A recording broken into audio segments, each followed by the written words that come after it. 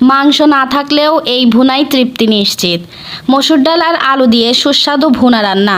আসসালামু আলাইকুম বন্ধুরা, আজকে রান্না করব অতি সাধারণ কিন্তু অতুলনীয় স্বাদের মসুর ডাল ও আলু দিয়ে ভুনা। দেখতে থাকুন বন্ধুরা। পরিমাণ মতো মসুর ডাল, 2টি আলু, 2টি পেঁয়াজ, পরিমাণ মতো কাঁচামরিচ, তেল ও হলুদ এবং স্বাদ মতো লবণ। এক মুঠো উপকরণেই হবে আজ মজার রান্না। তেল গরম করে পেঁয়াজ ও কাঁচামরিচ কুচি লাল করে ভেজে দিয়ে দেব আলু ও আগে থেকে পরিষ্কার করে রাখা মসুর ডাল।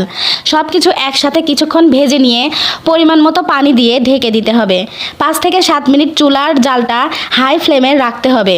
ডালটা সুন্দর মতো কষানো হয়ে গেলে দিয়ে দেব পরিমাণ মতো পানি।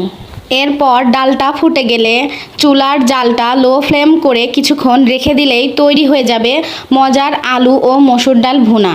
ভিডিওটি পছন্দ হলে লাইক, কমেন্ট ও শেয়ার করতে ভুলবেন না। এমন সহজ রান্না পেতে বিথির রান্না ইউটিউব চ্যানেলটি সাবস্ক্রাইব করুন। ধন্যবাদ।